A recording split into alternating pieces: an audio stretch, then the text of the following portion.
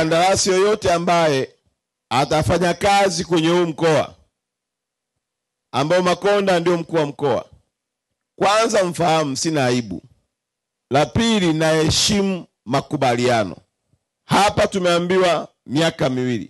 Maana yake ili ujipatie heshima, upate kazi nyingi kwenye huu mkoa, ni kuhakikisha unafanya kazi chini ya muda wa miaka 2.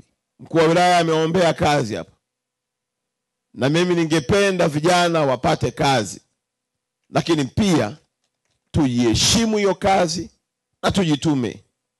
Mkandarasi hatapenda kumvumilia mtu mzembe, mwizi, mvivu, eti kwa sababu ametoka kwenye kijiji hiki. Huyo fukuza, na ikiwezekana wape taarifa polisi wamchukulie hatua.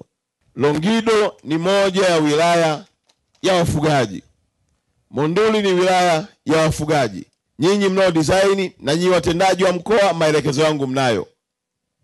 Na hapa nilikuwa nasubiri nione wapi mnaenda kuweka sehemu ya maji kwa ajili ya mifugo, sijasikia.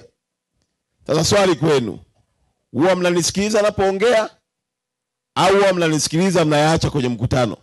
Napoongea au huwa mnanisikiliza mnayaacha kwenye mkutano? Pate kabla sijafika Arusha mjini. Vinginevyo bado mikoa iko mingi. Kabla sijahama mtatangulia nyinyi. Si vibaya tukikutana siku moja Katavi ya kwamba ulituhamishia huku mzee na sisi tumekuwa wenyeji, tumekukaribisha. Lakini sitakubali nikisema neno nataka nione matokeo yake.